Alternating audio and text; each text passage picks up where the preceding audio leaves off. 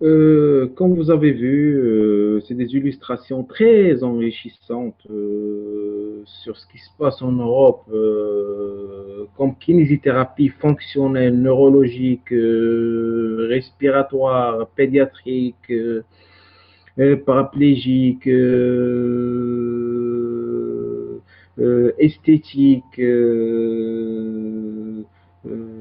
En fait, la science de kinésithérapie, c'est très vaste. Alors, j'ai tenu à vous faire savoir par illustration tangible ce que c'est que cette science.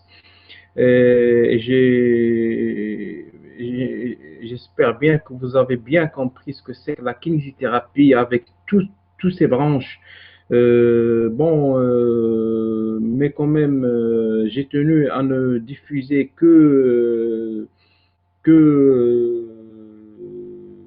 ce qu'on a nous, chez nous, au centre médical Al-Khawa. Il y a beaucoup de choses que dans le futur, peut-être, on va diffuser, on va parler sur.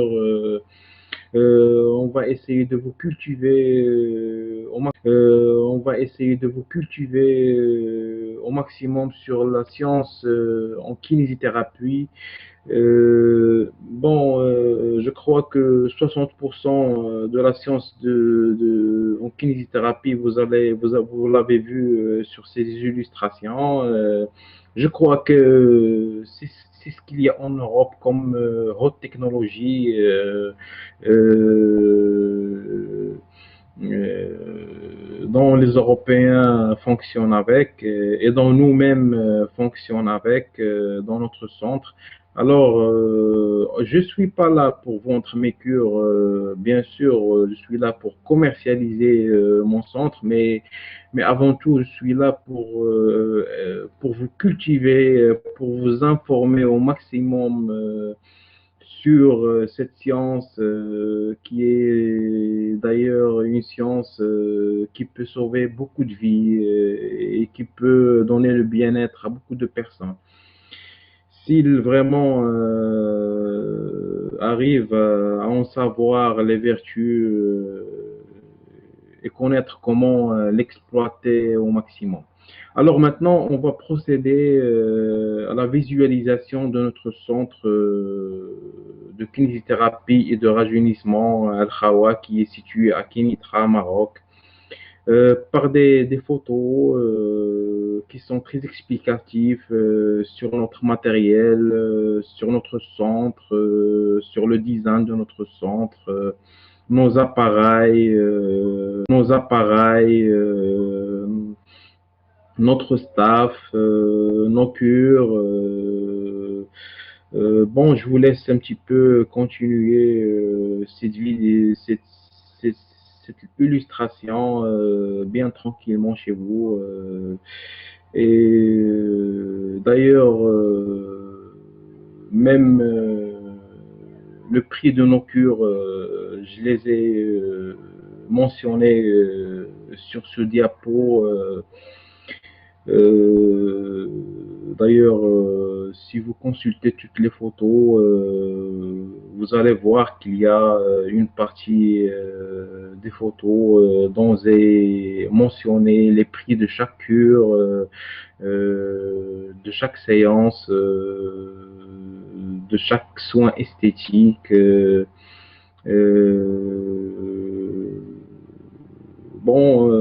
je m'arrête là et je vous laisse poursuivre la diaporama.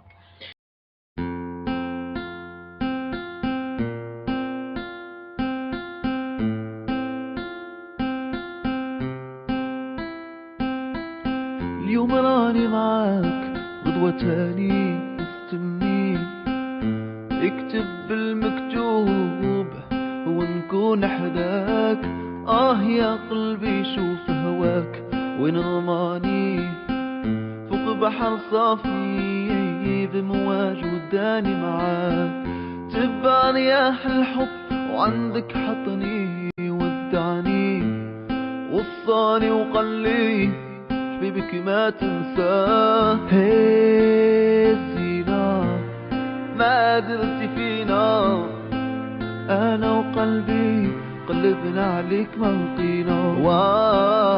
يا الزينة ما درتي فينا، أنا وقلبي قلبنا عليك ما لقينا.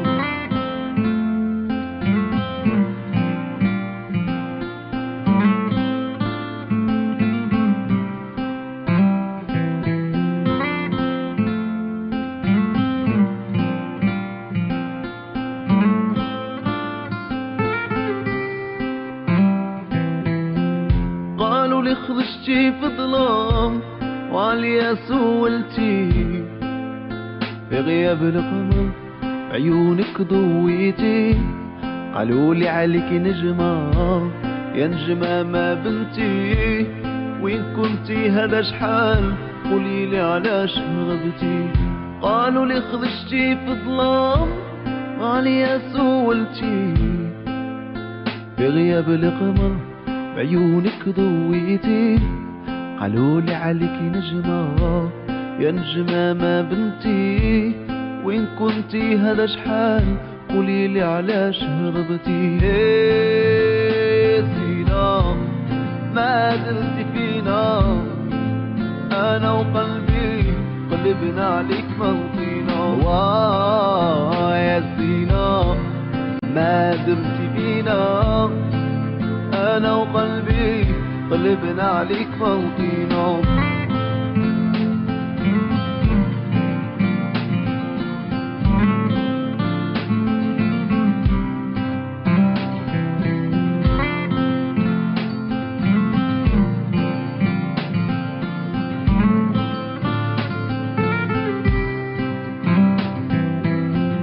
حلف ما نزيد نسال عليه جلني، والعين اللي بكات محال تسامحني. وعلاش يا قلبي هواك غدرني، راني مجروح شكون اللي داويني. يا رياح والدين غامي يسمعهم الحبيب يعرف بحوالي. يا الزينة فهمي المعاني، آمن راه وكل مولاه العالي. زينة ما درتي فينا، أنا وقلبي قلبنا عليك ما لقينا. يا زينة ما درتي فينا، أنا وقلبي قلبنا عليك ما لقينا. زينة ما درتي فينا، أنا وقلبي قلبنا عليك ما لقينا.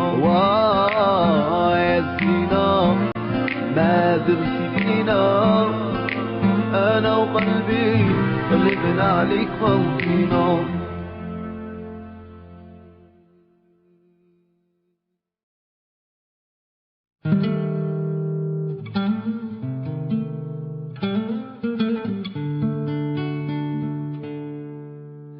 To really love a woman, to understand her, you gotta know her deep inside. Hear every thought, see every dream, give her wings when she wants to fly. And when you find yourself lying helpless in her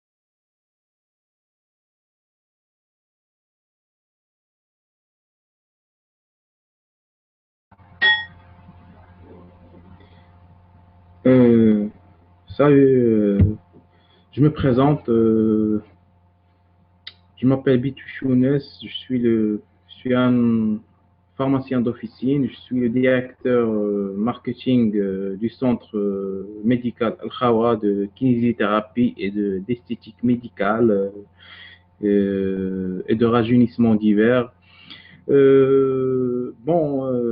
Je tiens à faire cette vidéo pour vous faire part de ce qu'on fait dans notre centre cure en kinésithérapie, rajeunissement, lifting, raffermissement de la peau. On est un centre de 280 mètres carrés situé à Kenitra, Maroc, qui est en train de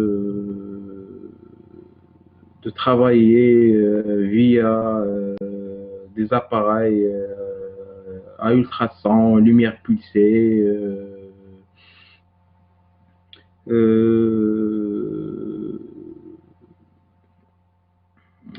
Ainsi,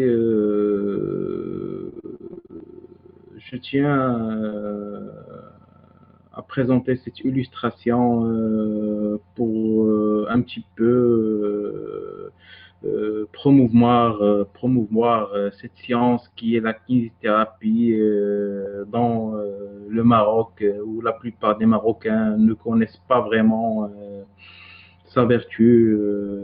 Ils ne connaissent que un kinésithérapeute, c'est un masseur qui fait des massages et c'est tout. Alors que la kinésithérapie entre dans tous les domaines médicaux et paramédicaux, médicaux et paramédicaux, dans la chirurgie, dans la neurologie, la kiné respiratoire pour bébé, le rajeunissement cutané, et sans avoir recours à la chirurgie, bien sûr, esthétique. C'est une chirurgie, c'est des cures de rajeunissement, de lifting, de kinésithérapie, mais sans chirurgie, avec des appareils ou manuels ou avec des appareils. Alors, vu que le domaine de la kinésithérapie vient d'immerger au Maroc il y a 6 ans ou 7 ans, la plupart des Marocains ne savent pas ce que c'est ne savent pas ce que c'est que la kinésithérapie. Et je suis là pour un petit peu les cultiver sur ce domaine, car vu que je connais pas mal de choses sur ce domaine, d'ailleurs, je suis dans le domaine un petit peu, dans le domaine médical et paramédical, et vraiment, je suis conscient que la kinésithérapie est un moyen de survie pour chacun de nous. Et dont chacun de nous n'en connaît pas les vertus. Alors, pour cette vidéo, je ne vais pas vous parler plus que ça. Je ne vais pas vous donner mes idées sur. Je vous laisse voir des illustrations vidéo sur ce qui se passe en Europe depuis les années 80 jusqu'à maintenant. Des illustrations vidéo très récentes de pas mal de centres de kinésithérapie et d'esthétique médicale qui travaillent avec des technologies modernes. Et dans notre centre, on détient complètement. D'ailleurs, j'ai tenu à ne pas diffuser que le matériel que dispose notre centre et que les cures que nous pouvons faire pour l'instant,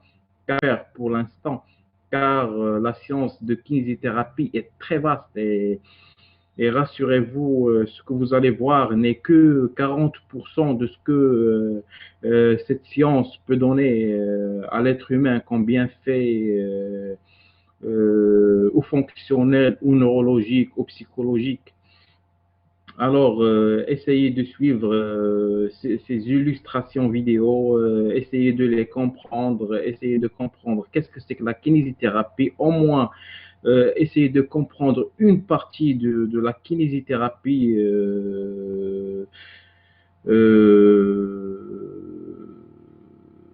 contemporaine. Alors, rassurez-vous, ce que vous allez voir comme appareil, comme cure, comme professionnalisme, comme qualification, notre centre, on dispose également via un staff diplômés de kinésithérapeutes, de prothésistes, d'esthéticiennes, de professionnels de coiffure. Bon, je vous laisse voir les illustrations et après,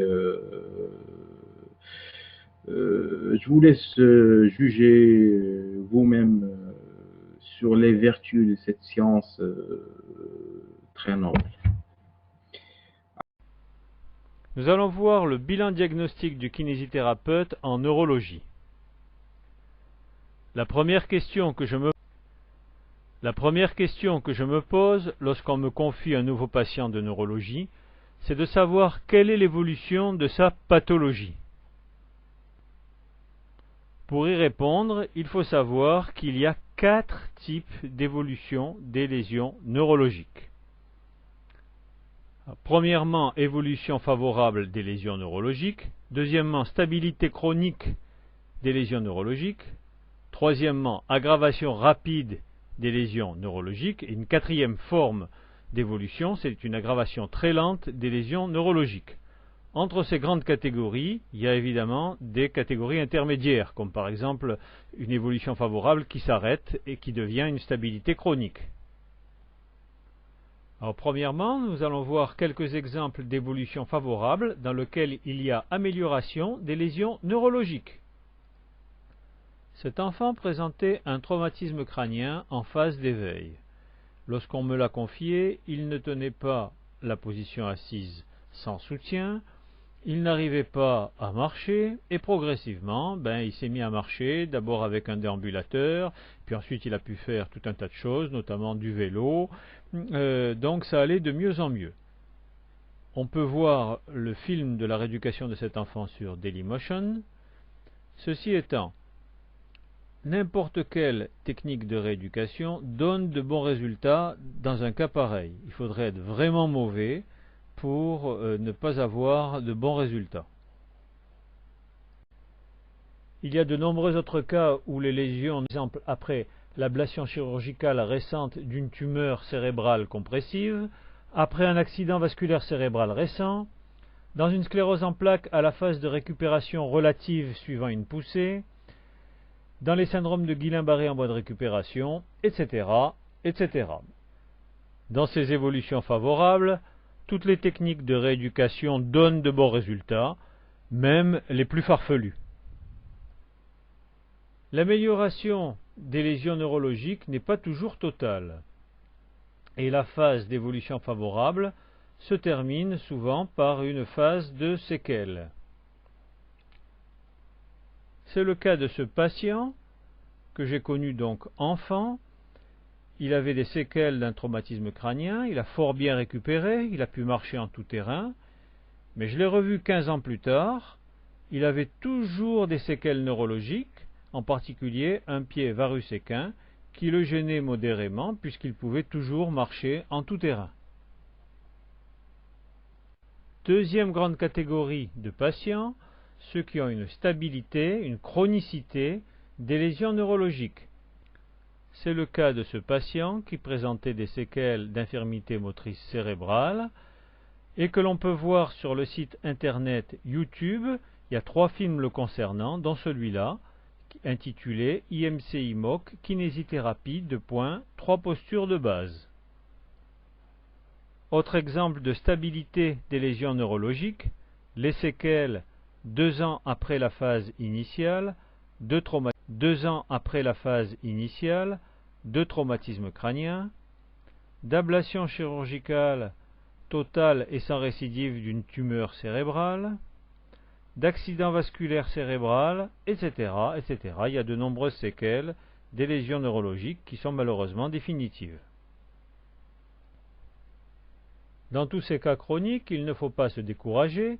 L'indépendance fonctionnelle de ces patients peut être améliorée, mais malheureusement, les lésions neurologiques restent stables et définitives. Le patient progresse à l'intérieur de son handicap grâce à une rééducation bien conduite. Pour avoir une idée de ce qu'on peut faire avec des lésions neurologiques définitives, il faut voir sur le site internet YouTube le film intitulé Paraplégique, rééducation fonctionnelle et ludique. C'est assez étonnant.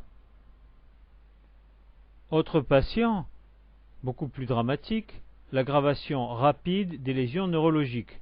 Et là, malheureusement, quelle que soit la technique de rééducation utilisée, on aura un mauvais résultat.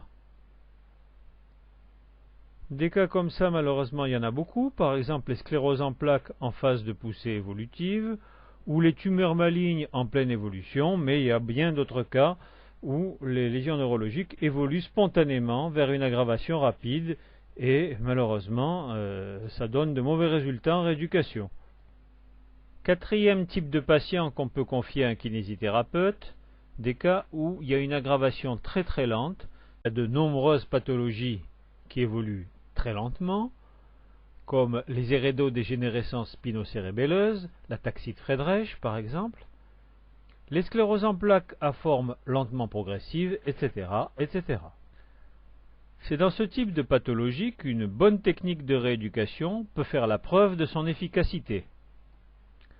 En effet, si après un séjour en centre de rééducation ou après une série de séances de rééducation, on observe des progrès, ce n'est pas lié à une évolution spontanée des lésions anatomiques, puisque chaque jour, le patient est un petit peu plus gravement atteint que la veille. Donc c'est bien lié à la rééducation. Alors cette vidéo s'appelle Ataxie de Friedreich, rééducation fonctionnelle, ludique et sportive. Elle est visible sur le site internet YouTube également. Donc elle montre les progrès réalisés par cette patiente au cours de son séjour à l'Institut de rééducation fonctionnelle Pomponiana. Cette patiente a progressé également à l'intérieur de son handicap. Alors voilà la représentation théorique, une espèce de schéma. Comment ces patients, alors qu'il y a une dégénérescence du système nerveux, comment ils arrivent à faire des progrès. Cette dégénérescence est symbolisée par la courbe rouge qui diminue progressivement, c'est donc le plafond des capacités résiduelles du patient qui diminue progressivement lorsque la pathologie s'aggrave lentement. Et en bleu, on voit les progrès des performances fonctionnelles du patient grâce à l'entraînement, et ce pour toutes les activités qui sont situées au-dessous du plafond. Deuxième question importante que je me pose lorsqu'on me confie un nouveau patient de neurologie: comment fait-il ces transferts entre le lit et le fauteuil? Peut-il les faire tout seul? Point d'interrogation. Cette question est tellement importante que j'en ai fait un article qui s'appelle La frontière entre l'indépendance et la dépendance. C'est un article qui a paru dans Kinésithérapie, les cahiers. En fait, cette frontière, justement, c'est les transferts entre le lit et le fauteuil. Si le patient est capable de faire ces transferts, eh bien, il peut rentrer facilement chez lui, il sera indépendant. S'il en est incapable, il sera obligé d'avoir recours à une tierce personne pour passer du lit au fauteuil. Évidemment, là aussi, ça change tout. Les deux premières figures de cet article montrent deux exercices corrélés. Lorsque le patient arrive à effectuer plusieurs fois l'exercice consistant à se mettre debout en se tenant à un espalier et à se rasseoir dans le fauteuil, il arrive beaucoup plus facilement à faire ces transferts entre le lit et le fauteuil. Alors pour voir comment on s'y prend pour faire cet exercice assis debout, eh bien il faut voir cette vidéo qui s'appelle Sclérose en plaques, comment se remettre debout. Vous voyez avec les deux coussins qui sont devant les genoux, vous voyez que les pieds du patient sont situés sous les coussins et on voit cette patiente qui est restée plusieurs mois dans un fauteuil, dans un lit sans pouvoir se lever, comment elle a pu se remettre debout. Et donc, quand elle a réussi à en faire un certain nombre, plus de 20, plus de 30 même, jusqu'à 50, elle a réussi à le faire, et bien à ce moment-là, c'était plus du tout la même patiente, elle faisait ses transferts beaucoup plus facilement. Un autre exercice qui peut faciliter les transferts, le push-up que l'on peut voir sur cette vidéo. Les autres données du bilan diagnostique du rééducateur mériteraient d'être développées. Par exemple, le bilan articulaire, le bilan orthopédique, le bilan moteur, le bilan de la sensibilité, etc. etc. Bon, c'est pas le but de cette vidéo que de développer ces bilans qui sont généralement bien connus du rééducateur. Mais disons, il faut quand même les faire. Quant à la troisième question que je me pose lorsqu'on me confie un nouveau patient de neurologie, comment obtenir des progrès fonctionnels? On le verra dans une...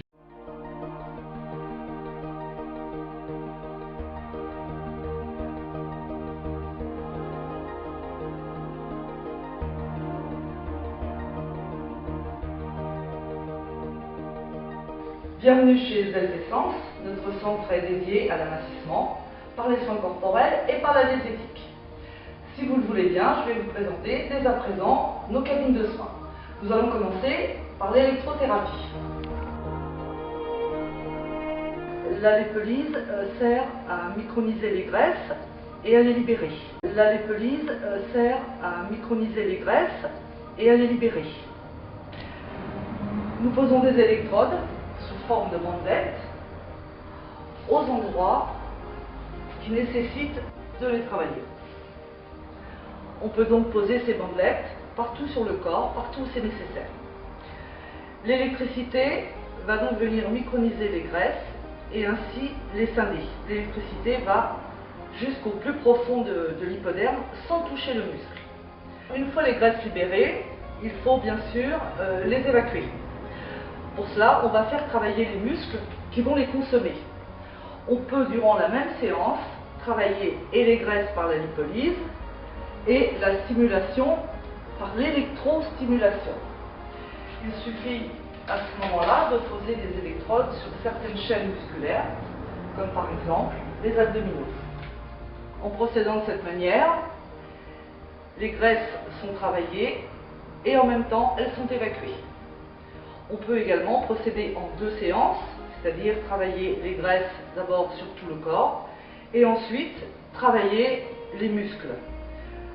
À ce moment-là, on peut faire travailler plusieurs groupes de muscles. Les cuisses, les abdominaux, ou bien les fessiers, ou les ischio-jambiers. La lipolyse est un soin totalement indolore, alors que la stimulation, bien sûr, fait travailler le muscle en trois phases. D'abord une période d'échauffement, ensuite une période de travail intensif, et ensuite une période où ce sont uniquement les muscles qui travaillent, sans aucune fatigue. On commence toujours par monter les voies de lipolyse. Il faut toujours s'assurer que la peau ne tremble pas. Si c'est le cas, c'est que nous sommes trop loin et que nous atteignons le muscle. Or, ce n'est pas le but du jeu. Le but du jeu, c'est d'aller jusque dans l'hypoderme, travailler les graisses. Une fois que les voies de lipolyse sont réglées, on peut travailler les abdominaux, en l'occurrence ici. Alors, pour l'instant, c'est la période d'échauffement. Et dans moins de 30 secondes, le muscle va commencer à travailler. Il travaille en trois phases: échauffement, travail intensif, repos. Ces trois phases se reproduisent tout au long du soin. Elle, la lipolyse, reste en permanence au même rythme. Voilà, on voit maintenant le muscle qui commence à se resserrer. On va voir ensuite la détente. Le muscle est maintenant détendu. Nouvelle période d'échauffement. L'avantage, c'est qu'en faisant des abdos, on peut se fatiguer la nuque, on est rapidement essoufflé, on se fait mal également dans le dos. Là, on travaille, on peut lire, on peut se reposer, on peut se détendre. Et il faut savoir que 30 minutes d'électrostimulation correspond à peu près à 1h30 de travail intensif ensemble. Donc ici nous sommes dans la cabine d'enveloppement, c'est la thermosudation. Ce soin sert à se détendre, mais aussi à transpirer. Ce soin sert à se détendre, mais aussi à transpirer et à faire pénétrer les actifs. On enduit le corps avec des huiles essentielles ou des algues. Nous ne travaillons qu'avec ces deux qualités de produits. Et ensuite, nous réglons la couverture d'enveloppement, la chaleur. Le soin dure environ une trentaine de minutes. Dans ce soin, la chaleur est douce et progressive. On peut régler les zones différemment. La zone des jambes est toujours la zone réglée moins fort. Et les huiles essentielles sont appliquées pour protéger les vaisseaux sanguins. Nous allons maintenant passer au palpé roulé, le fameux palpé roulé qui, contrairement à ce que l'on peut croire, n'est pas spécialement douloureux, puisqu'en fait il peut être adapté aux besoins de chaque personne, mais surtout à ce que chaque personne peut supporter. On commence toujours un palpé roulé par faire les ouvertures ganglionnaires. Ce sont nos petites corbeilles personnelles. Ici, par exemple, le poplité qui va permettre, à la fin du soin, de drainer jusque dans ces petites corbeilles. Donc le soin commence toujours par l'ouverture des zones ganglionnaires.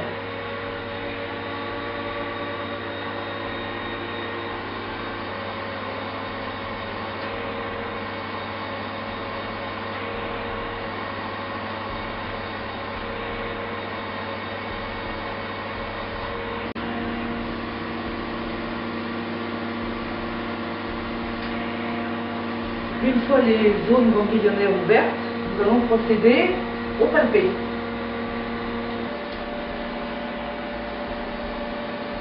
Donc l'action du palpé, c'est faire remonter les cellules adipeuses en surface. Alors, bien sûr, on travaille tout le corps, on peut même travailler les bras si nécessaire. Voilà, une fois le palpé effectué, on passe au roulé. Pour rouler, bien sûr, on est obligé d'appliquer un produit qui va faciliter le travail. Donc on peut appliquer soit des huiles essentielles, soit une crème pour la cellulite, pour les amas graisseux en général. Le but du jeu, c'est d'attraper la peau qui va se retrouver prise et roulée entre les rouleaux. On travaille toujours dans deux sens.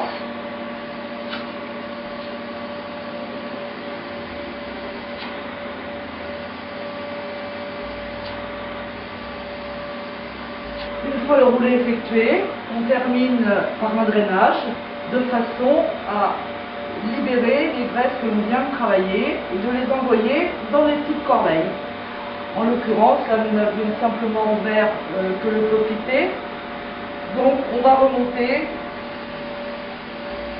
tout doucement, et libérer les graisses dans nos petites corbeilles.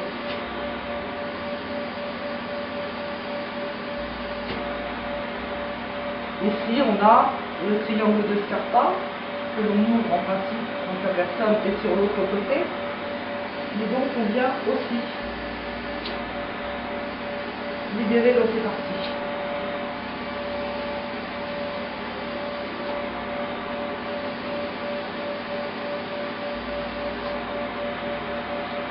Voilà. Le Magic Red, c'est l'association de l'électrothérapie et des infrarouges. Les infrarouges pénètrent jusqu'à 4 mm sous l'épiderme et vont donc, par la chaleur, augmenter le métabolisme, donc la consommation. L'électrostimulation, elle, va faire travailler les muscles. Une séance de Magic Red, c'est à peu près 1h30 de jogging intensif. La première partie du soin, c'est d'abord l'application de produits qui vont faciliter l'élimination des graisses et faciliter la sudation. Ensuite, les bandes sont appliquées sur les parties du corps concernées. Pour notre exemple, on a choisi la cuisse, mais ça peut être bien évidemment le ventre ou les fesses. Une fois les bandes installées, l'appareil relié, nous allons donc le mettre en route, en l'occurrence la cellulite. On va demander les infrarouges. Alors, il faut savoir aussi que les infrarouges sont utiles pour la relaxation. Ils activent la fabrication de la sérotonine et également la fabrication de la vitamine D, très importante aussi pour la calcification de nos os. Le soin dure 30 minutes. Au bout de 10 minutes, les infrarouges vont légèrement se baisser. Je crois que la chaleur est quand même assez intense, mais agréable.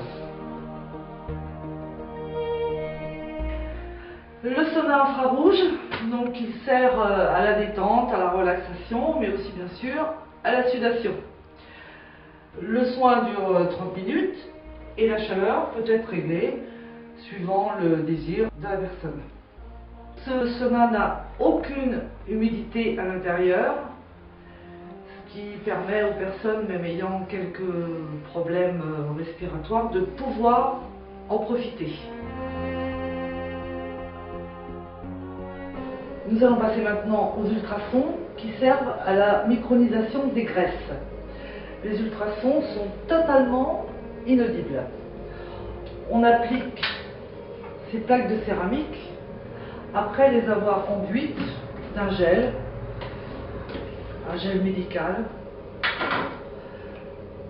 comme celui utilisé par exemple pour les échographies.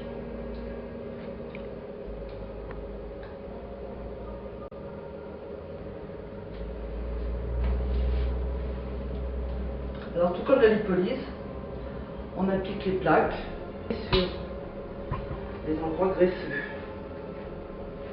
Ce soin est totalement indolore, la cliente doit simplement ressentir une douce chaleur.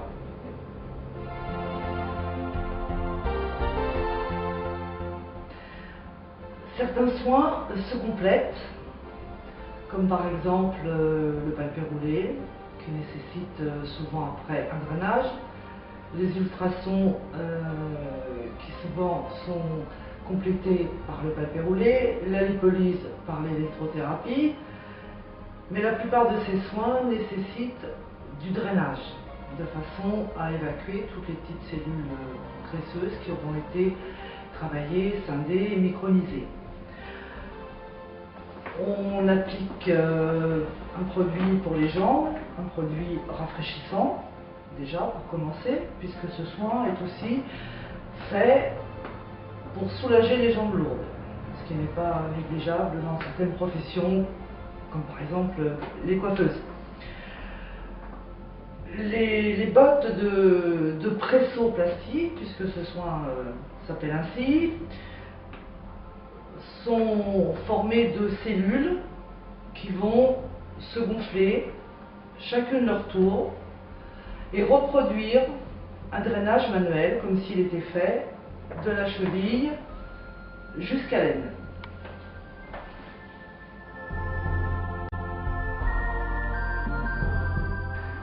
Bien, nous avons vu comment traiter la cellulite, nous avons vu comment traiter les amas graisseux, comment tonifier le muscle, comment drainer.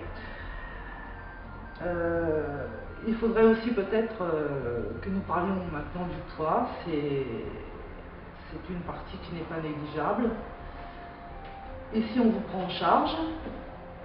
On vous donne soit des régimes hyperprotéinés, soit des régimes hypocaloriques. Tout dépend de l'entretien que nous avons ensemble et puis de votre façon de vous alimenter et surtout de vos possibilités. Quoi qu'il arrive, avant de commencer un régime, on commence toujours par faire un bilan de bioimpédance-métrie avec ce petit appareil. Nous le relions à des électrodes posées sur votre pied, sur votre poignet. Et cet appareil va nous permettre de déterminer vos besoins énergétiques, votre métabolisme, nous donner également vos masses grasses, vos masse d'eau et nous permettre donc de mettre en place ce régime. Le régime, c'est votre partie, vous êtes contrôlé, suivi à chaque fois que vous venez, jusqu'à votre stabilisation. C'est cette période justement qu'il ne faut surtout pas louper. Pour que le régime soit réussi, il faut aller jusqu'à cette période de stabilisation. J'espère que cette présentation vous aura plu et j'espère que vous comptez bientôt parmi nos clientes. Nous sommes ouverts tous les jours du mardi au vendredi de 10h à 19h et le samedi matin de 9h30 à 13h30. Vous pourrez également faire des soins visage. Des séances de maquillage et des modelages relaxants dont nous n'avons pas parlé puisque notre base est avant tout l'amincissement et la diététique.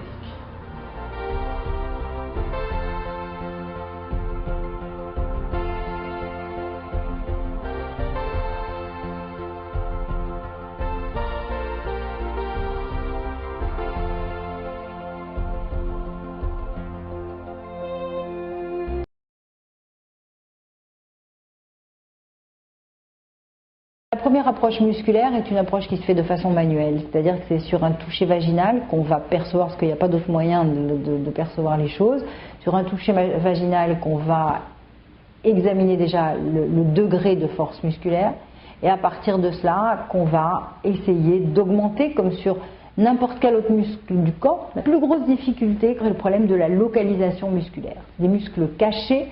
Et la plupart du temps, aussi bien les messieurs que les dames ne savent pas aborder cette région, n'ont pas une perception très fine de cela. On a des techniques instrumentales qui seront de l'électrostimulation qui se fait sur une sonde qu'on met dans le vagin ou dans l'anus suivant ce qu'on a besoin de faire. Chez les messieurs, la rééducation se fera par voie anale. Et cette électrostimulation, d'une part, va donner des informations précieuses parce que ce qu'on veut expliquer au patient, eh bien, on le fait faire de façon passive par le courant. Cela donne une image sensorielle immédiate qui doit être reproduite d'une façon plus active par la patiente. Et on va se servir aussi de l'électrostimulation pour certains rôles qu'on lui connaît. Qui sont des rôles de renforcement sphinctérien et des rôles aussi de diminution de l'excitabilité de la vessie.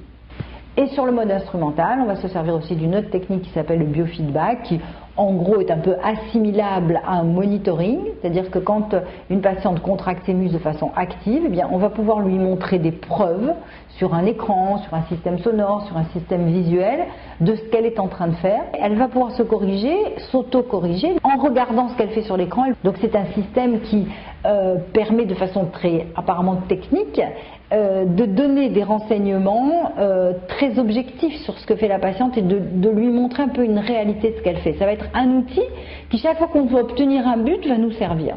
D'une façon générale, si la rééducation est bien pratiquée, 10 à 15 séances suffisent pour qu'on obtienne une amélioration, voire une résolution des fuites urinaires. On a à peu près 60 à 70% d'excellents résultats qui sont à maintenir.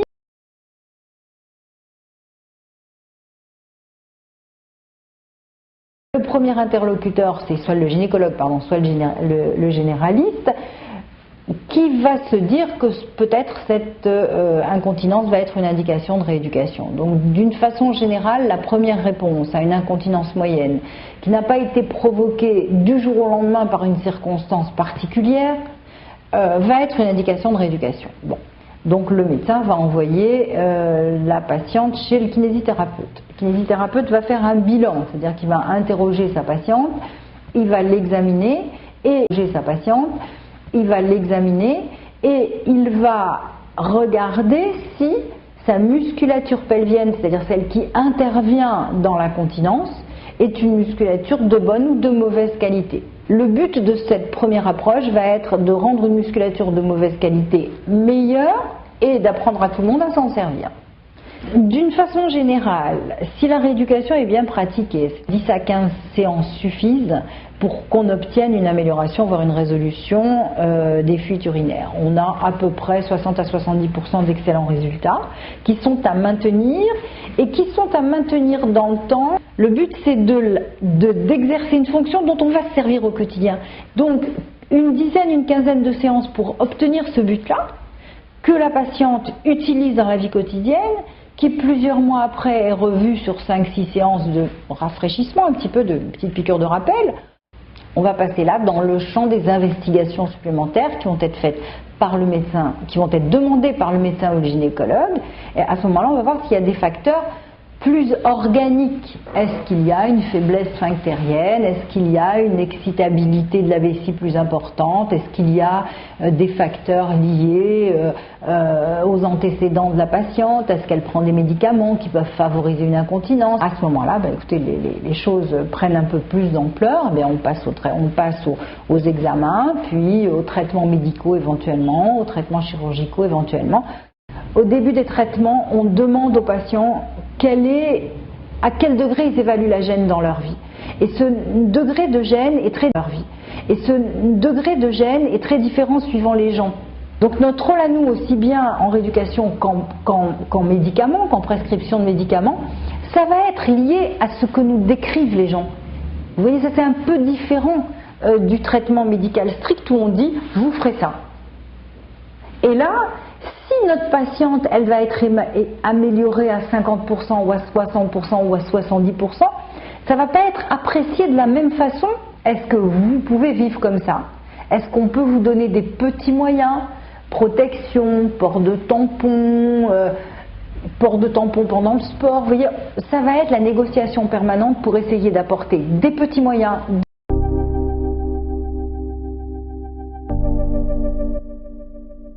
Salut les filles, bienvenue dans notre séquence spéciale grossesse. Aujourd'hui, de nouveaux exercices pour des étirements et détente du dos. Ces exercices pourront être appliqués pendant le travail à la maternité. Bien se positionner sur son tapis. Voilà, on creuse ici entre les omoplates, petite séquence tonification. Expire, pousse le ballon bien loin. Voilà, essaye de bien aplatir le dos. Une seule ligne entre le bas du dos et le sommet du crâne. Pendant la grossesse, on a tendance à laisser arrondir le dessus du dos. Donc ici, on remuscle, on retonifie, on empêche que les épaules ne basculent vers l'avant. Bien, maintenant la détente, tu peux t'appuyer sur le ballon. Voilà, même la tête peut être aussi sur le ballon. Et on roule simplement de droite à gauche. Voilà, là c'est parti, détente. Autre solution de positionnement pour les jambes, tu vas te placer avec les jambes en dessous de toi. Très bien. Écarte un petit peu plus les genoux. Voilà, minimum largeur bassin. Pareil, expire. Pousse le ballon bien loin devant. Voilà, donc ici vous allongez la colonne au maximum, comme si vous tiriez d'un bout à l'autre. Voilà, pareil, pas laisser arrondir le dessus du dos. Voilà, toute la colonne est tonique, on n'oublie pas les cervicales, pas laisser descendre la tête. Ok, réécarte les mains un petit peu plus larges. Si vous rapprochez trop fort les mains, vous risquez d'arrondir le dessus du dos. Ok, et expire, remonte. Très bien, et maintenant tu vas passer à 4 pattes. Hop, avec le ballon bien loin aussi. Voilà, et de là, on peut faire des petits bercements, droite, gauche. Voilà, essayez d'avoir un angle assez fermé ici au niveau du bassin, pas avancer trop loin et risquer de partir dans la cambrure. Ici, son dos reste droit, sans qu'elle n'ait vraiment repositionné le bas du dos.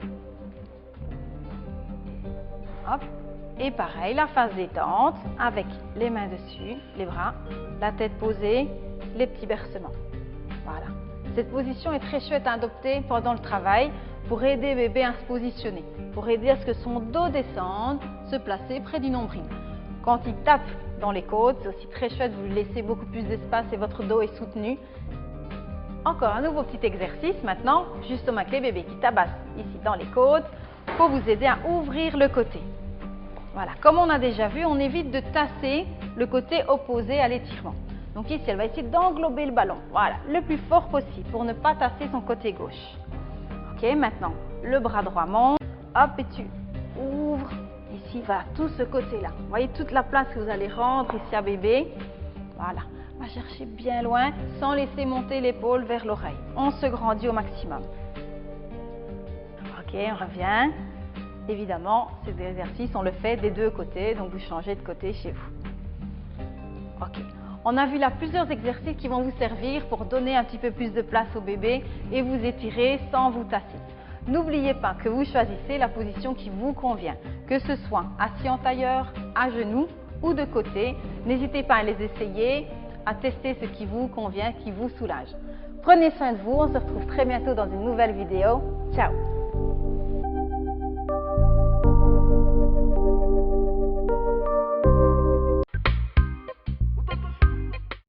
Cela commence par un rhume banal, mais très vite bébé a les bronches encombrées, il est fatigué, il a moins d'appétit.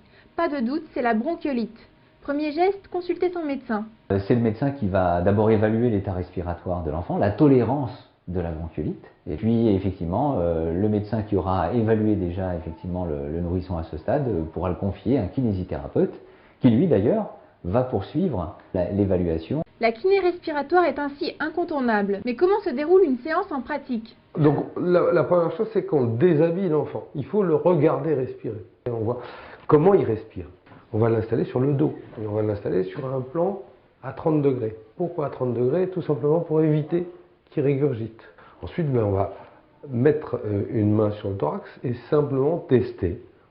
Tester sur le thorax et simplement tester la mobilité de la cage thoracique. Globalement, on sait si l'enfant se laisse déprimer, donc s'il se laisse emmener. Quand un bébé a une bronchiolite, la respiration est difficile, il est toujours en train de chercher de l'air parce qu'il n'arrive pas à le souffler. En même temps, on va tester l'intégrité des côtes. On va s'assurer qu'il n'y a pas une douleur. Ensuite, on va regarder s'il a mal au ventre. On va appuyer un petit peu sur son ventre. Une fois que le kinésithérapeute a effectué ses observations et ses contrôles, il peut débuter la kiné respiratoire en toute sécurité. On va avoir une poussée synchrone des deux mains. On va emmener l'enfant vers une expiration. On va le faire souffler. Le faire souffler pour trouver le débit qui va permettre d'entendre la sécrétion qu'il y a dans ses bronches, qui va bouger, et de la faire progresser. Comme vous, quand vous avez un chat dans la gorge, on teste ce qu'on appelle le juste flux. Et là, du coup, les sécrétions remontent, on les entend. Et une petite technique pour déclencher l'atout à l'enfant, il suffit d'appuyer sur la trachée ici, alors soit avec un doigt, soit avec le bord de la main. On déclenche l'atout, qui n'est pas mature chez les tout petits en dessous de 2 ans ou très peu efficace. Et la sécrétion va se retrouver dans la bouche. Alors là, il y a aussi une petite technique qui permet d'éviter que l'enfant ne ravale cette sécrétion. Donc on va lui bloquer, et là c'est un petit peu impressionnant sur les images parce qu'on lui bloque la déglutition. C'est pas la respiration, c'est la déglutition. On récupère un mouchoir bien propre, usage unique, la sécrétion. Pour les parents, les premières séances de kiné respiratoire sont souvent impressionnantes. Pourtant, ils peuvent être rassurés. Même s'ils pleurent, cela ne fait absolument pas mal à bébé. Un bébé qui est contraint, il s'exprime avec ses mots de bébé, donc il pleure. Donc il faut accepter qu'effectivement, quand un bébé de surcroît malade est emmené dans un environnement qu'il ne connaît pas et qu'il est confronté à une personne qu'il ne connaît pas, grande chance pour qu'il réagisse en pleurant. Une fois que l'enfant a fini sa séance, il va s'arrêter instantanément de pleurer, puisque ce ne sont pas des pleurs dus à la douleur, ce sont des pleurs dus à la contrainte. Et un enfant qu'on arrête d'embêter, il s'arrête de pleurer. Et là, du coup, il a un beau sourire, il respire mieux, maman et papa sont là, tout va bien. À raison de 4 à 8 séances de kiné respiratoire, bébé devrait guérir de sa bronchiolite en 8 à 10 jours, même si une toux peut persister pendant 2 semaines. L'enfant récupère une respiration normale et les parents retrouvent le sourire.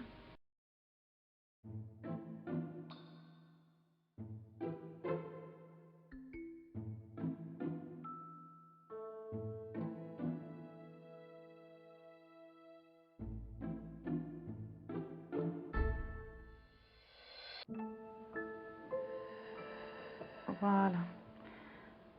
Allez-y. Tirez bien vos doigts en arrière. Faites vraiment Bollywood. Voilà. Très bien. Ma patiente a été opérée il y a 5 ans d'un cancer du sein, c'est-à-dire une ablation de la glande mammaire, et la prothèse définitive a été placée 1 an après. Voilà. Abaissez bien. Voilà. Abaissez bien votre épaule. Dans le cadre d'une reconstruction, l'implant il est sous le grand pectoral, sous le muscle. Et du coup, ça tire sur toute la zone, ça tire sur le cou, ça tire sur l'épaule, parce que le grand pectoral, il ne se laisse pas étirer comme ça. Donc si nous, on ne vient pas pour aider à étirer ce grand pectoral, eh bien, la personne a une espèce de position de repli, on se ferme sur le sein opéré, Et puis le muscle, il demande qu'à se rétracter. Allez, encore on souffle. Voilà. Bravo. Allez-y. Je suis arrivée chez Jocelyne avec ce carcan qui était quand même très épais. Cette posture, c'est vrai, de renfermement comme ça. Et puis des douleurs à tous les niveaux, dans le dos, surtout dans le cou. Voilà. Et puis, dès que Jocelyne a commencé à intervenir, je pense qu'en 3 semaines, j'ai eu l'impression de revivre. Bon, il y a toujours ce petit point qui accroche, mais c'est quand même mieux. Ça va? Ça fait mal quand je... Ouais. L'idée, même 5 ans après, c'est d'entretenir cette zone du sein et de l'épaule qui est complètement impliquée dans cette chirurgie et en particulier masser, étirer, mobiliser la cicatrice, car une cicatrice, c'est toujours une zone qui risque de coller, de se rétracter et de gêner l'amplitude du bras. L'épaule est très souvent en avant. Et chez les femmes opérées du sein, c'est ce que j'appelle l'attitude de protection du sein. Parce que la femme se referme sur la zone du sein. Parce que la femme se referme sur la zone du traumatisme. Et l'idée, c'est de lui apprendre à ouvrir cette zone, à remettre la poitrine en avant, à avoir une posture fière, bien droite. Et c'est une posture qui va amener du soulagement. Voilà, allez-y, mettez vos épaules en arrière. Voilà. Toujours en soufflant. Vous voyez ce jeu des omoplates, c'est ce que vous devez rechercher dans la journée. Voilà.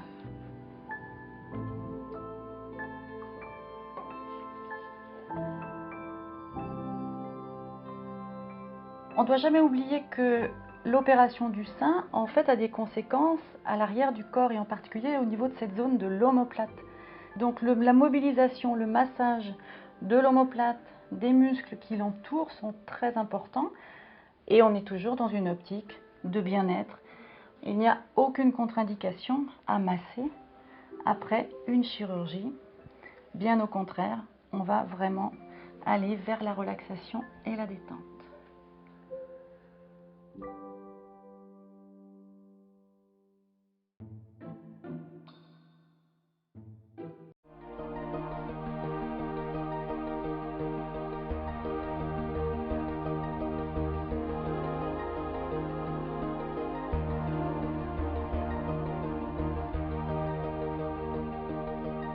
Bienvenue chez Essence. Notre centre est dédié à l'amincissement par les soins corporels et par la diététique. Si vous le voulez bien, je vais vous présenter dès à présent nos cabines de soins. Nous allons commencer par l'électrothérapie. La lipolyse sert à microniser les graisses et à les libérer. Nous posons des électrodes sous forme de bandelettes aux endroits qui nécessitent de les travailler. On peut donc poser ces bandelettes partout sur le corps, partout où c'est nécessaire. L'électricité va donc venir microniser les graisses et ainsi les scinder. L'électricité va jusqu'au plus profond de l'hypoderme sans toucher le muscle. Une fois les graisses libérées, il faut bien sûr les évacuer. Pour cela, on va faire travailler les muscles qui vont les consommer. On peut, durant la même séance, travailler et les graisses par la lipolyse et la stimulation par l'électrostimulation. Il suffit à ce moment-là de poser des électrodes sur certaines chaînes musculaires, comme par exemple les abdominaux. En procédant de cette manière, les graisses sont travaillées et en même temps elles sont évacuées. On peut également procéder en 2 séances, c'est-à-dire travailler les graisses d'abord sur tout le corps et ensuite travailler les muscles. À ce moment-là, on peut faire travailler plusieurs groupes de muscles. Les cuisses, les abdominaux, ou bien les fessiers, ou les ischio-jambiers. La lipolyse est un soin totalement indolore, alors que la stimulation, bien sûr, fait travailler le muscle en 3 phases. D'abord une période d'échauffement. Ensuite une période de travail intensif et ensuite une période de repos. L'avantage de l'électrostimulation par cette machine, c'est que ce sont uniquement les muscles qui travaillent sans aucune fatigue. On commence toujours par monter les voies de lipolyse. Il faut toujours s'assurer que la peau ne tremble pas. Si c'est le cas, c'est que nous sommes trop loin et que nous atteignons le muscle. Or, ce n'est pas le but du jeu. Le but du jeu, c'est d'aller jusque dans l'hypoderme, travailler les graisses. Une fois que les voies de lipolyse sont réglées, on peut travailler les abdominaux, en l'occurrence ici. Alors, pour l'instant, c'est la période d'échauffement. Et dans moins de 30 secondes, le muscle va commencer à travailler. Je travaille en 3 phases: échauffement, travail intensif, repos. Ces 3 phases se reproduisent tout au long du soin. Elle, la lipolyse, reste en permanence au même rythme. Voilà, on voit maintenant le muscle qui commence à se resserrer. On va voir ensuite la détente. Le muscle est maintenant détendu. Nouvelle période d'échauffement. L'avantage, c'est qu'en faisant des abdos, on peut se fatiguer la nuque. On est rapidement essoufflé, on se fait mal également dans le dos. Là, on travaille, on peut lire, on peut se reposer, on peut se détendre. Et il faut savoir que 30 minutes d'électrostimulation correspond à peu près à 1h30 de travail intensif. Donc ici, nous sommes dans la cabine d'enveloppement. C'est la thermosudation. Ce soin sert à se détendre, mais aussi à transpirer et à faire pénétrer les actifs. On enduit le corps avec des huiles essentielles ou des algues. Nous ne travaillons qu'avec ces 2 qualités de produits.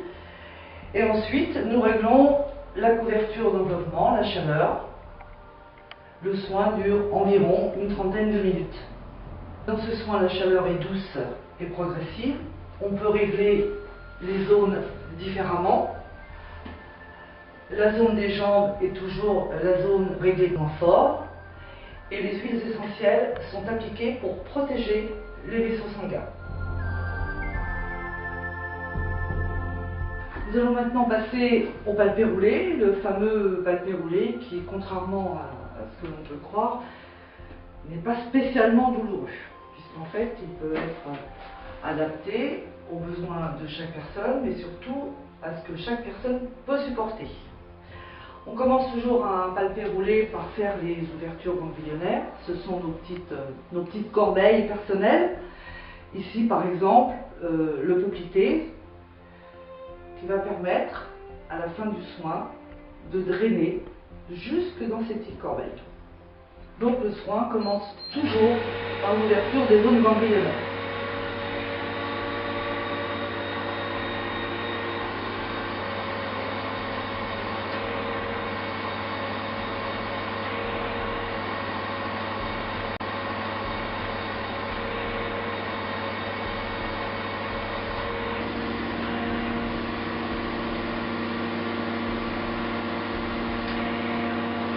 Une fois les zones ganglionnaires ouvertes, nous allons procéder au palpé.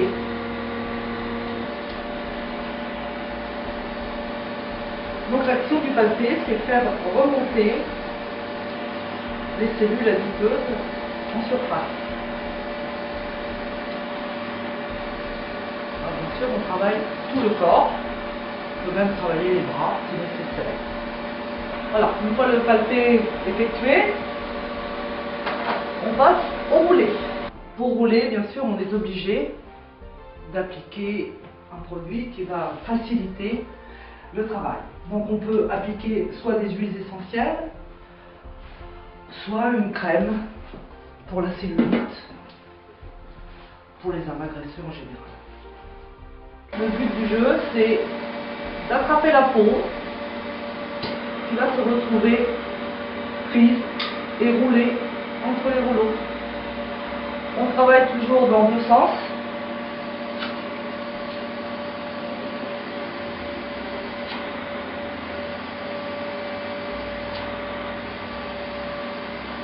Une fois le roulé effectué, on termine par un drainage de façon à libérer les graisses que l'on vient de travailler et de les envoyer dans les petites corbeilles.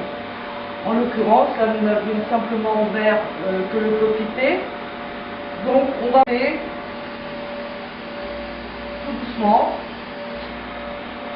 pour venir libérer les graisses dans le petit corbeille.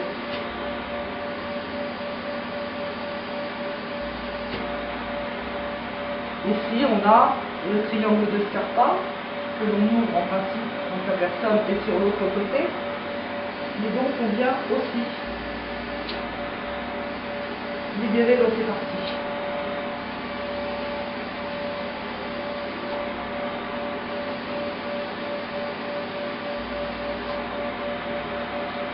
Voilà.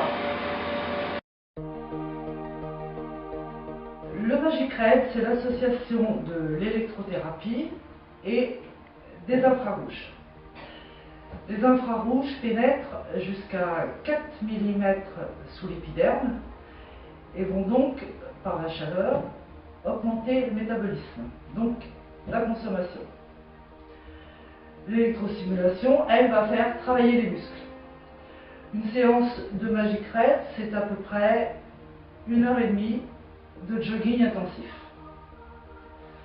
La première partie du soin, c'est d'abord l'application de produits qui vont faciliter l'élimination des graisses et faciliter la sudation.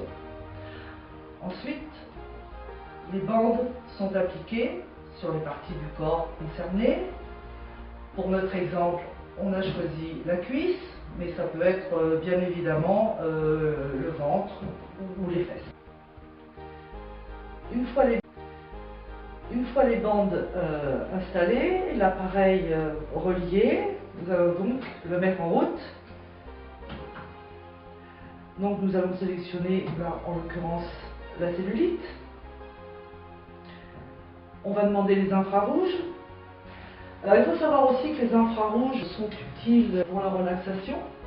Ils activent la fabrication de la sérotonine et également la fabrication de la vitamine D, très importante aussi pour la calcification de nos os. Le soin dure 30 minutes.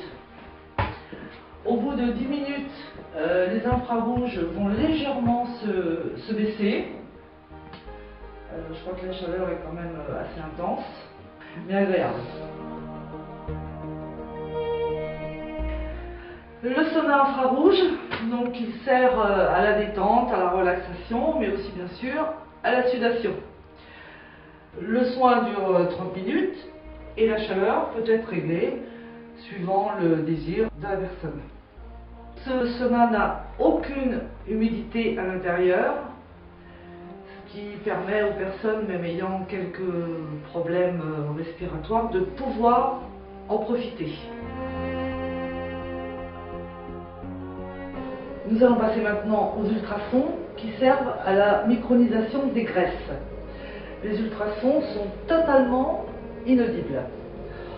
On applique ces plaques de céramique après les avoir enduites d'un gel, un gel médical, comme celui utilisé par exemple pour les échographies.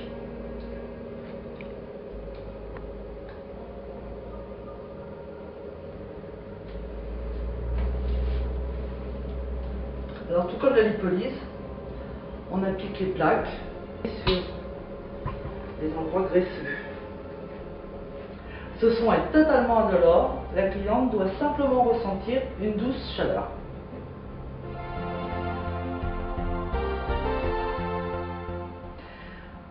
Certains soins se complètent, comme par exemple le palpé roulé, qui nécessite souvent après un drainage.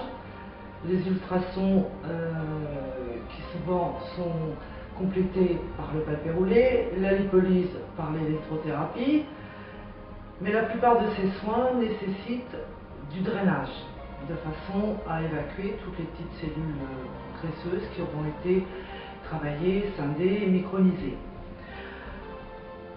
On applique un produit pour les jambes, un produit rafraîchissant, déjà pour commencer, puisque ce soin est aussi fait pour soulager les jambes lourdes, ce qui n'est pas négligeable dans certaines professions, comme par exemple les coiffeuses. Les bottes de pressoplastie, puisque ce soin s'appelle ainsi, sont formées de cellules qui vont se gonfler, chacune leur tour, et reproduire un drainage manuel comme s'il était fait de la cheville jusqu'à l'aine.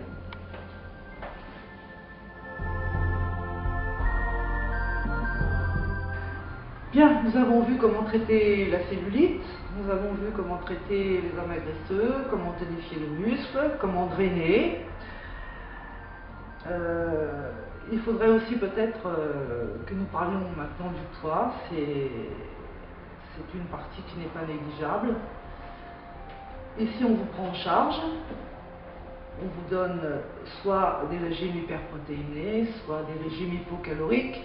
Tout dépend de l'entretien que nous avons ensemble et puis de votre façon de vous alimenter et surtout de vos possibilités. Quoi qu'il arrive, avant de commencer un régime, on commence toujours par faire un bilan de bioimpédance-métrie. Avec ce petit appareil, nous le relions à des électrodes posées sur votre pied, sur votre poignet. Et cet appareil va nous permettre de déterminer vos besoins énergétiques, votre métabolisme, nous donner également vos masses grasses, vos masses d'eau et nous permettre donc de mettre en place ce régime. Le régime, c'est votre partie, vous êtes contrôlé, suivi à chaque fois que vous venez, jusqu'à votre stabilisation. C'est cette période justement qu'il ne faut surtout pas louper. Pour que le régime soit réussi, il faut aller jusqu'à cette période de stabilisation. J'espère que cette présentation vous aura plu et j'espère que vous comptez bientôt parmi nos clientes. Nous sommes ouverts tous les jours du mardi au vendredi de 10h à 19h et le samedi matin de 9h30 à 13h30. Vous pourrez également faire des soins visage, des séances de maquillage et des modelages relaxants dont nous n'avons pas parlé puisque notre base est avant tout l'amincissement et la diététique.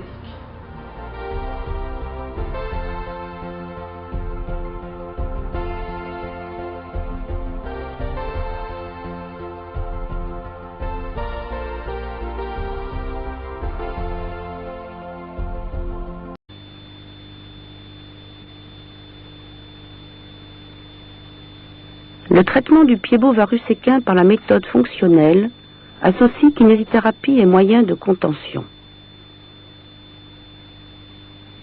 Dans la majorité des cas, les corrections obtenues sont satisfaisantes, comme cet exemple de pied-bot sévère à la naissance et le résultat à 2 ans.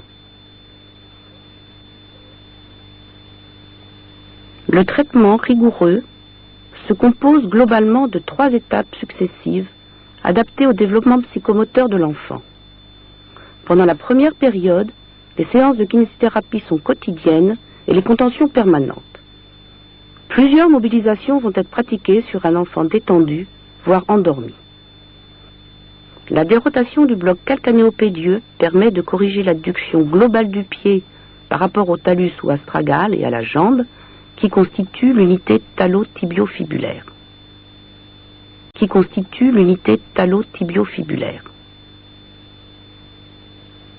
La décoaptation de l'os naviculaire par rapport au tibia, prolongée par la décoaptation de l'os naviculaire par rapport au talus, va aboutir progressivement au réalignement de l'arche interne.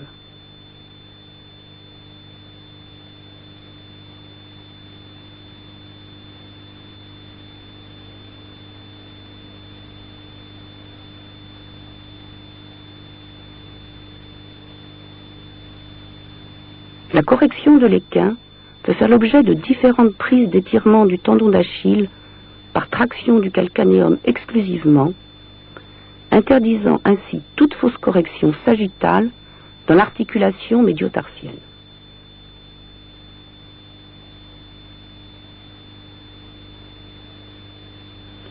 Enfin, la vue plantaire objective la correction de l'adduction de l'articulation médiotarsienne et d'un éventuel creux associé. En fonction des progrès obtenus, ces manœuvres peuvent se combiner les unes avec les autres, aboutissant à terme à la réintégration du talus.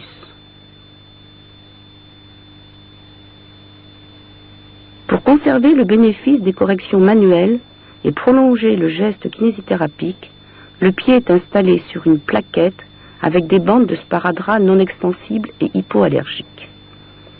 La protection de la peau par différents moyens est indispensable. Pendant cette deux bandes posées sur le bord interne du pied exercent une traction bipolaire opposée de l'arche interne.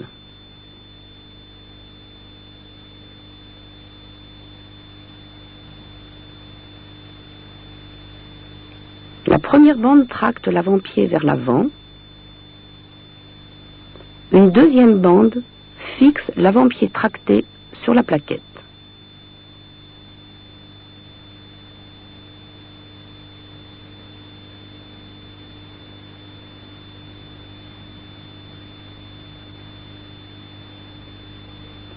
La troisième bande étire l'arrière-pied vers l'arrière.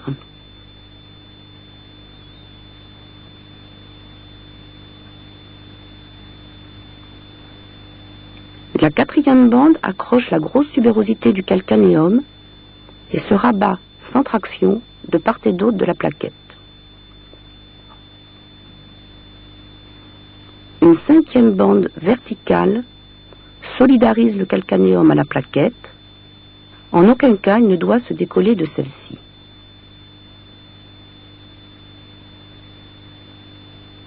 Une bande dite en spartiate est collée sous le médio-pied. Chaque chef latéral refixe la grosse tubérosité du calcanéum et se rabat de part et d'autre sur la plaquette.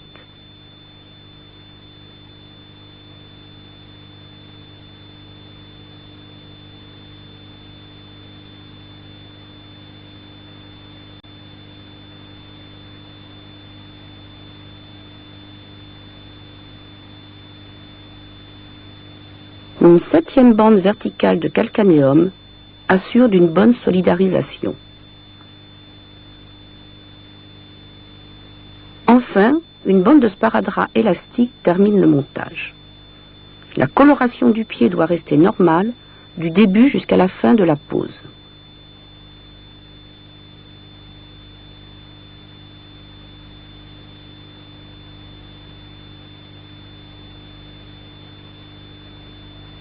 Pour corriger le pied par rapport à la jambe, une attelle fémoro-pédieuse est adaptée en fonction des données cliniques.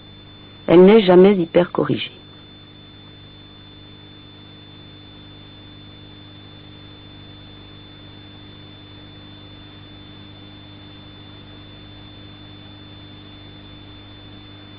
La deuxième période est une phase d'entretien qui se poursuit jusqu'à la verticalisation de l'enfant. La kinésithérapie est pratiquée 3 fois par semaine. Les mobilisations effectuées sont les mêmes que dans les séquences précédentes.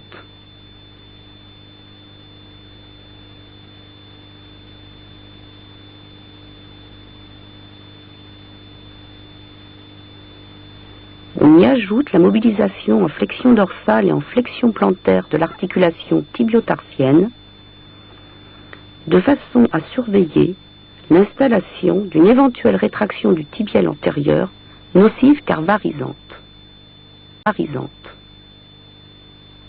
Le travail actif des muscles fibulaires ou péronniers par stimulation cutanée sur le bord externe du pied peut alors être entrepris. Le renforcement du long fibulaire assurera un bon appui antéro-interne lors de la marche. Enfin, l'implication des familles dans le traitement autorise un peu de souplesse vis-à-vis de celui-ci. Pour ce qui concerne les contentions, une plaquette incurvée à concavité plantaire est utilisée. Elle permet un meilleur étirement du tendon d'Achille tout en protégeant l'articulation médio-tarsienne dans le plan sagittal, évitant ainsi la déformation en pied convexe.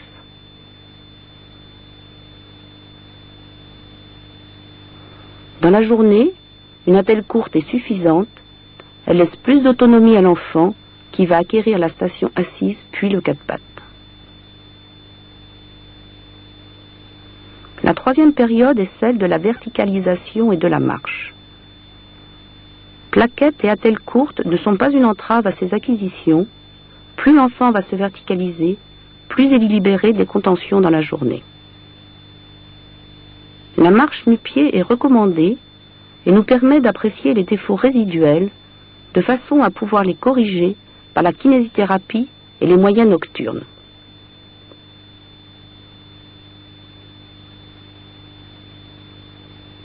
Dans 70% des cas, les résultats sont bons et les enfants ne seront pas opérés.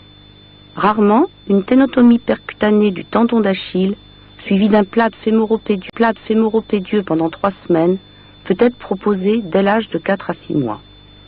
Ce geste, à minima, facilite la poursuite du traitement kinésithérapique.